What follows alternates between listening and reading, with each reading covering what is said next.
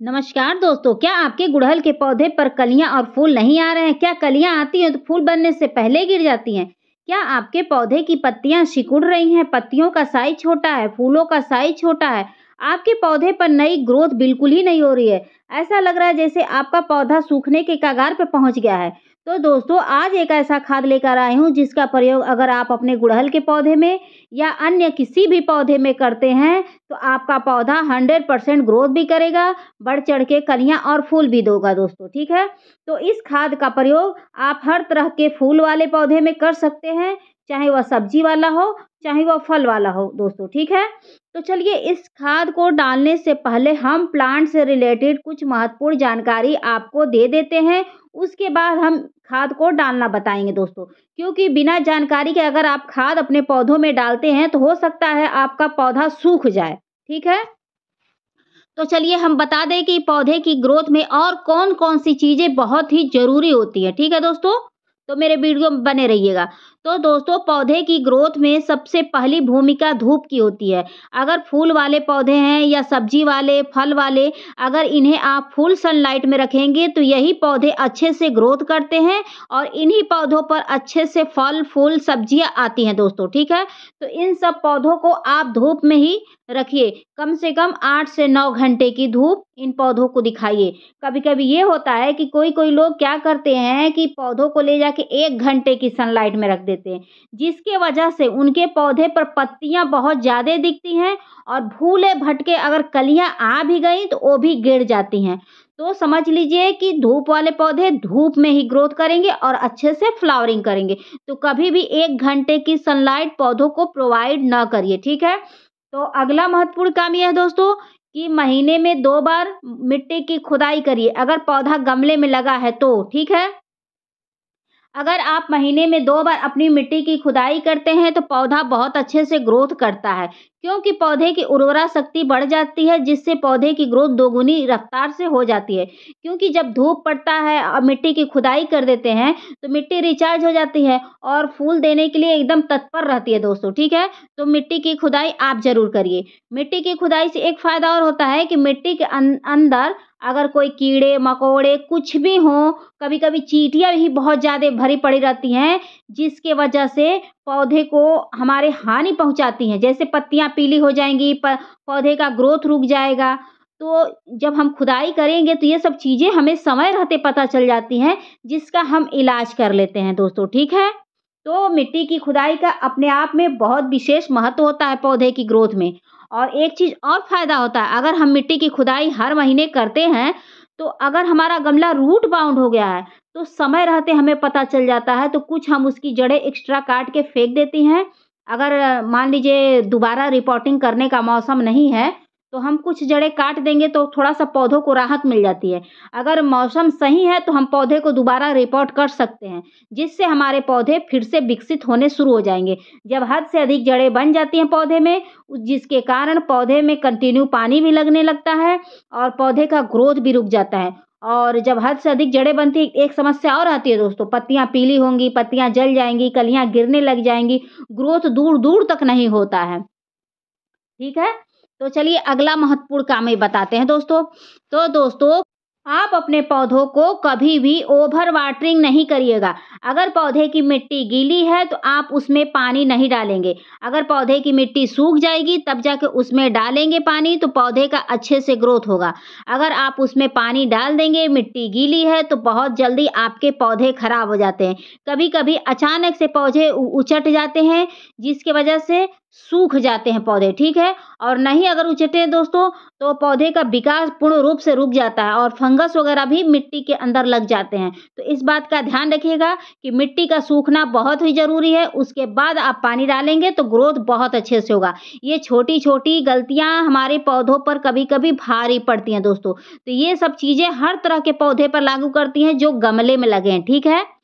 अगला महत्वपूर्ण काम ये है दोस्तों कि कभी-कभी पौधे के ऊपर कीड़े-मकोड़े, चींटियाँ लग जाती हैं, उसके वजह से भी हमारे पौधे ग्रोथ करना बंद कर देते हैं या उनकी कलियाँ गिर जाती हैं, पत्तियाँ बर्न हो जाती हैं, यानी कि सिकुड़ जाती हैं और पत्तियाँ पीली हो जाएँगी, जल जाएँगी। तो ये सब समस्याएँ कभी-कभी कीड़े-मकोड़े, चींटियों के कारण भी आता है। तो उसका आप समय रहते इलाज करिए ठीक है?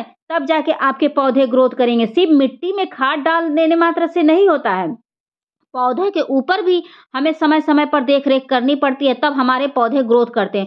उसके लिए आप क्या कर सकते हैं, महीने में आप 2 बार नीम ऑयल का स्प्रे करिए नहीं तो आप 1 चम्मच का आधा हिस्सा ले लीजिएगा, 2 लीटर पानी में शैम्पू घोल लीजिएगा और अपने पौधों के ऊपर छिड़काव कर दीजिएगा। देखिएगा कि सारे चींटियाँ, कीड़े-मकोड़े सबका नाश हो जाएगा और आपके पौधे सुरक्षित रहेंगे। जब ये सब कीड़े-मकोड़े पौधों पर नहीं रहते हैं, तो पौधे हमारे बहुत तेज़ी से ग्रोथ करते हैं। तो इस चीज़ को कभी आप आज़मा के देख लीजिएगा। कभी-कभी ये होता है ना कि ब्रांच वगैरह पर ये लाही और ये मीलीबग बहुत खतरनाक होते हैं। जिस ब्रांच पे लगते हैं, वो खड़े पौधा ही सूख जाता है। तो उसका समय-समय पर आप इलाज करते रहिए, नहीं तो पौधों के लिए घातक हो जाता है, चाहे आप मिट्टी में जितना खाद डाल लें, ठीक है? ये सब चीज़ें बहुत ही ज़रूरी होती हैं।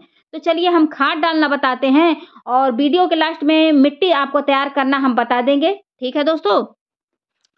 तो दोस्तों देख सकते हैं कि इसी गमले में मुझे खाद डालनी है और इसमें खाद डाले हुए काफ़ी समय हो गया दोस्तों।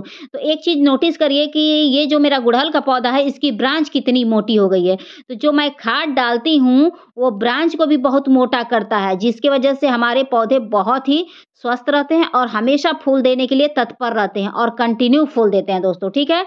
तो खाद डालने से पहले पौधे के ऊपर पीली पत्तियाँ होंगी, उसको हटा लीजिएगा और पौधे की मिट्टी में अगर कोई खरपतवार हो या खर कुछ भी माने गिरे हों सूखे पत्तियाँ वगैरह, तो उसको हटा दीजिएगा। क्योंकि वो पौधे की एक्स्ट्रा एनर्जी को ले लेती हैं, जो हम खाद पौधे की मिट्टी में डालते हैं अपने पौधे की ग्रोथ के लिए, तो यह खरपतवार ग्रोथ ले लेते हैं दोस्तों, ठीक है? तो ये सब चीज़ें मिट्टी में नहीं होनी चाहिए। एक चीज़ और देखिए दोस्तों कि इसमें मैंने रेड मिट्टी डाली हुई है। क्यों डाली हुई है दोस्तों? क्योंकि ये जो मेरी मिट्टी थी बहुत ही भुरभुरी थी और ये रेड मिट्टी तो सोचा मैंने क्यों फेंकना, मेरी भुरभुरी मिट्टी है उसमें थोड़ा-सा मैंने रेड मिट्टी भी मिला दिया ताकि ये भी मिट्टी भुरभुरी हो जाए क्योंकि मिट्टी की भी तो समस्या है। अगर आपके पास भी चिकनी मिट्टी बहुत ज़्यादा हो तो उसमें बालू हद से अधिक मिला देंगे तो वो भी मिट्टी आपकी उपजाऊ हो जाएगी और ताकतवर हो जाएगी और बढ़िया से वो वेल ड्रेन हो जाएगी, ठीक है? तो ऐसे कर सकते हैं दोस्तों, ठीक है? तो ऐसे खुरपी से खुदाई करके और हाथों से अगर कोई मिट्टी का टुकड़ा होगा तो उसको तोड़ दीजिएगा, ताकि अच्छे से जो आप खाद डालें वह पौधे में मिल जाए और जड़ों तक जल्दी से आसानी से पहुँचे और वह हमारे पौधों को सूट करे दोस्तों। तो इस बात का आप ख़्याल रखिएगा, ठीक है? उसके बाद देखिएगा कि आपके पौधे में जितनी भी भयंकर समस्या होगी, वो समस्याएँ सही हो जाएँगी दोस्तों। तो खाद के रूप में देख सकते हैं कि मैंने ये लिया है, क्या लिया है बताइए? बोन मिल्क लिया है, ठीक है? इसे कहते हैं हड्डियों का चूरा। इसको अगर आप अपने पौधे की मिट्टी में डालते हैं, तो आपके पौधे का समुचित ग्रोथ होता है, भरपूर मात्रा में कैल्शियम मिलता है। अगर आप इसको नहीं डाल सकते हैं, तो इसके जगह आप चॉक भी डाल सकते हैं अपने पौधों को कैल्शियम देने के लिए दोस्तों, ठीक है? अगर इसको आप अपने पौधे में डालते हैं, तो आपका पौधा हमेशा हरा-भरा रहेगा, टहनियाँ मोटी होती हैं, बम्पर फूल आते हैं, जड़ों का बहुत अच्छे से विकास होता है।